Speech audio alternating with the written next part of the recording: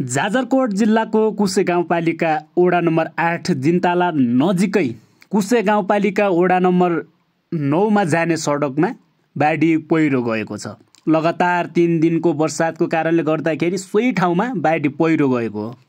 WFP संस्था र कुसे गाउँपालिकाको समन्वयमा निर्माण भएको यो पर्खाल 2-3 महिना नपुग्दै यसरी बाढी पहिरो गएको छ। वैशाख जेठको केही सामान्य वर्षातको कारणले गर्दाखेरि यसरी बाढी पहिरो जाने यो सडकमा सोचौं साउन भदौको समयमा कस्तो होला।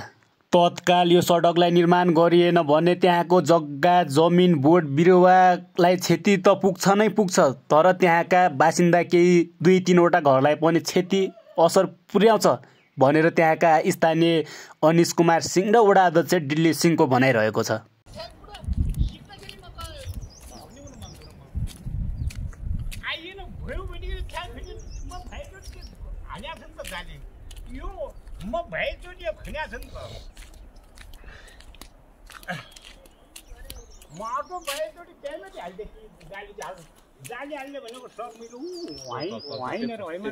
रोकथाम गर्दै तलै लास्टको जो माटो गएन त्यहीँबाट सुरु गर्दै ल्याएर यो जग्गा पनि हो सर। यो बाटो चाहिँ त्यो आउने बाटो मुनिबाट जग्गा पनि यो जग्गा पनि हो, मेरै जग्गा हो यो।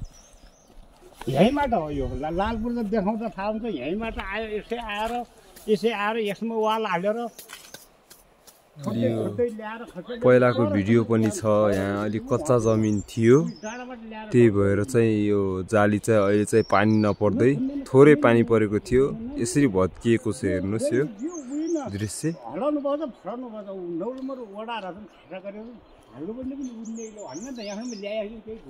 जाजरकोट कुसे गाउँपालिका वडा नम्बर 8 जिन्ताला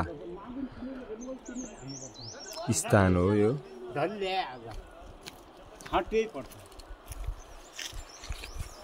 हाम्रो वडा अध्यक्षज्यू पनि यहाँ अवलोकन गर्न आउनु भएको छ। यहाँ जाली कस्तो हो के हो भनेर, जाली यस्तो भइरहेछ।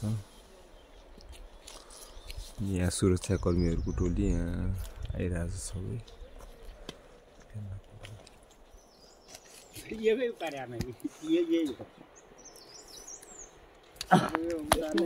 बेरोजगार व्यक्तिहरूलाई रोजगार। WFP संस्था र कुसे गाउँपालिकाको समन्वयमा स्वरोजगारमा नाम परेका केही व्यक्तिहरूले यो पर्खालको निर्माण गर्नुभएको थियो।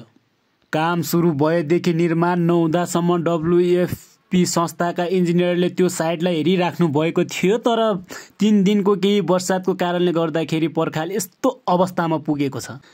केही स्थानीयहरूको भनाइ अनुसार माटो पनि कच्ची रहेको, अनुगमन टिमले पनि राम्रोसँग अनुगमन नगरिदिएको, काम सुरुवातदेखि राम्रो थिएन, पर्खालले मागेको जाति जाली ढुङ्गा दिन नसक्दा यस्तो अवस्थामा पुगेको यो पर्खाल त्यहाँका स्थानीयहरूको गुनासो रहेको छ। अहिलेको 3 दिनको वर्षातको कारणले गर्दाखेरि भत्किएको पर्खालले केही जमिनलाई क्षति पुर्याएको छ। अझ साउन भदौको लगातार वर्षातको कारणले गर्दाखेरि त्यहाँ घर बोट बिरुवालाई क्षति पुग्ने भएको कारणले गर्दाखेरि यो पर्खाललाई चाँडोभन्दा चाँडो निर्माण गर्न त्यहाँका स्थानीयहरूको भनाइरहेको छ। 2 महिना गएको एक दिन चैता पानीले इधर फालेलो के गर्ने, गाउँदो हेर्थ्यो इन्जिनियर के भन्ने, के गर्ने यसको विकल्प। अब जाली यही हाल्ने हुँदैन, जाली त यो उफार्ने भएको, मेसिनहरू वाला हालेपछि थपिने ढुङ्गा यहीँ छँदैछन्।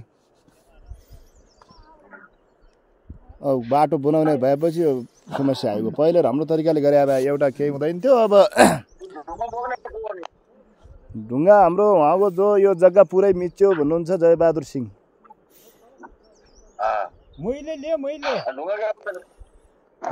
अब उहाँले अब मैले त्यो उहाँलाई नगर्नु, यता आउनुहोस् अध्यक्षज्यूसँग कुरा गर्नु न। किन त कुरा गरेँ त म कुरा गर्न नखिने क्या भाइ आज र नखिने होइन, गर्नुहोस् क्या गर्छु दे गाउँपालिका अध्यक्ष के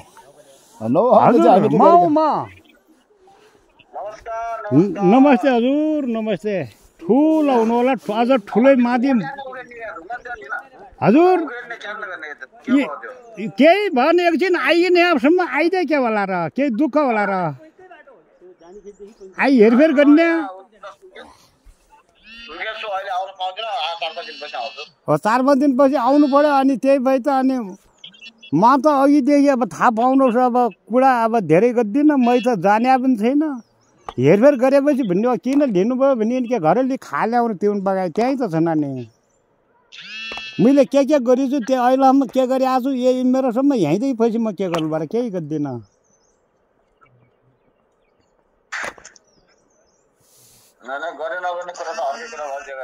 हजुर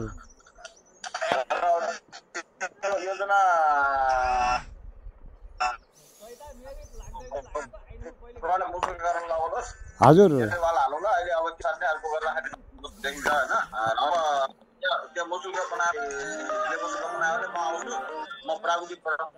हुन्छ हुन्छ हुन्छ हुन्छ हुन्छ हुन्छ हुन्छ हुन्छ हजुर हुन्छ